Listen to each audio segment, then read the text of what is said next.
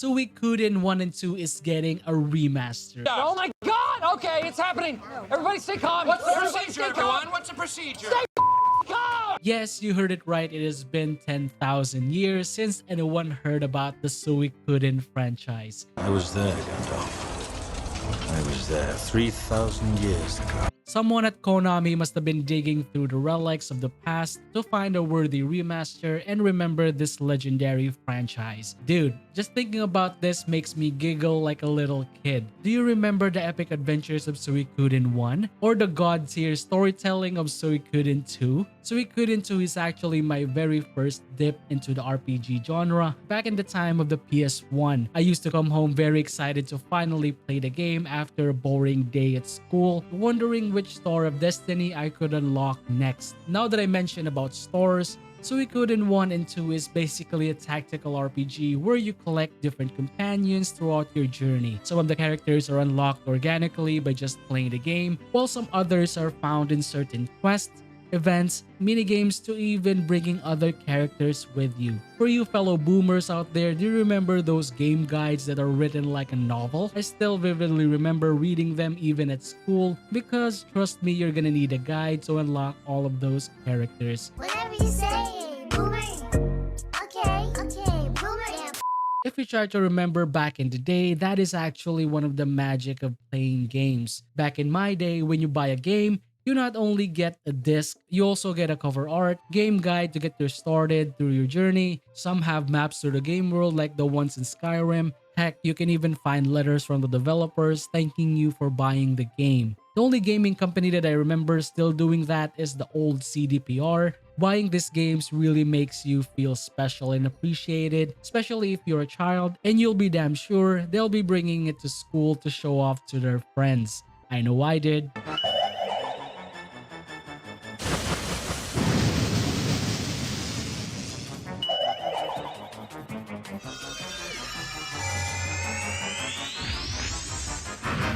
Giving some context of the story here, Suikoden 1 and 2 are tied together, meaning once you complete Suikoden 1, you can actually load your previous save file to port your main character. This will give you the chance to use him in Suikoden 2, and he's still OP as ever. This type of technology back in the day was really groundbreaking. Aside from the Pokemon-ish gameplay like finding all of your 108 stars of destiny, the Suikoden franchise back in the day implement features that were very popular like turn-based tactical combat, forward and backline positioning where you can control up to 6 characters in your squad. These features were quite unique where you can have different squad synergies for different characters. I still remember my old squad from Suikoden 2 like Rio, Kylie, Pismugera, Mazes, Zero, and McDowell. Or if I want to swap out McDowell, I'm gonna go with Sheena. I'm pretty sure you guys have your own setup and would love to know all about it in the comments below. For me, this is freaking overkill to anyone in my way. Slapping some Fury runes as a kid is just so sweet. Suikoden also introduced us to one of the most badass villains in the gaming history. Even freaking Sephiroth can't come close to Luca Blight.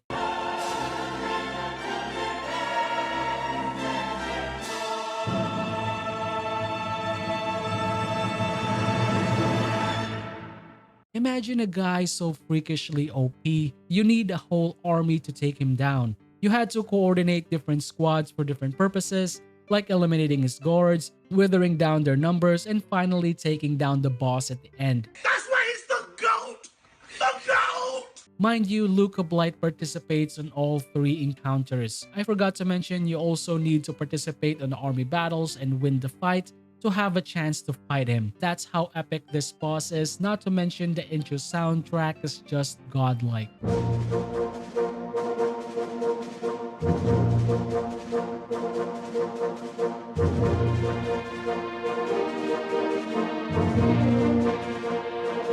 Some other features that was implemented is one-on-one battles. That is like a version of rock, paper, scissors. One of my absolute favorites is the base building where you improve your hideout to unlock different tiers of features like weapon and armor improvements, items and consumables, etc.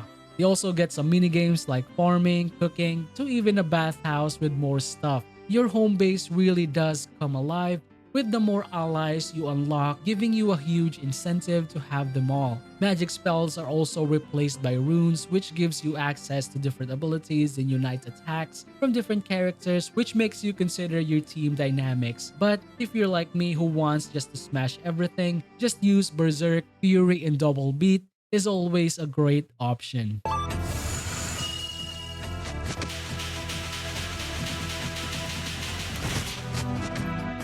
The Suikoden Remaster doesn't only port the game into modern platforms, it also introduces a lot of quality of life features that makes the experience even better, like the graphical improvements to HD without losing the old school feel of the original game. They also introduced some new character portraits, audio improvements for your immersion, various UI improvements like equipment swapping, auto battle and auto save functions, among other stuff. I'm really excited to jump back and experience the game like the first time. For the system requirements, it is easily reachable with the 8GB RAM, the GTX 1050 requirement, and the 15GB storage space. Even my potato PC can run the game at max setting. Then again, this is a 20+ year old game. The game bundle on Steam gives us Suikoden 1 and 2 for great value, and I think it's high time for me to bust out the old game facts Suikoden guides. For you legendary players, I'm pretty sure you know what I'm talking about. Time to go back and re-experience our childhood, and I'm all for it. Old school gaming, here we come. And that's it guys, thank you for watching the video. Are you guys excited for the remaster of Suikoden 1 and 2? I forgot to mention it's gonna be releasing on the 6th of March 2025. Would love to know all about it in the comments below. Shout out for all the people who subscribe and keep supporting the channel. I really appreciate you guys for all the amazing support. And for all the people who haven't subscribed yet, thank you for watching my videos, and I hope I earn your subscriptions in the future. But if I earn it today, please don't hesitate to hit that subscribe button. Are you guys interested in RPGs and tactical RPGs in general, like Baldur's Gate 3, PoE 2, Last Epoch, and other stuff? Just keep it here in this channel. Finally, that's it for me. Up to you soon on the next Master Buck Show. Peace out. Bye guys.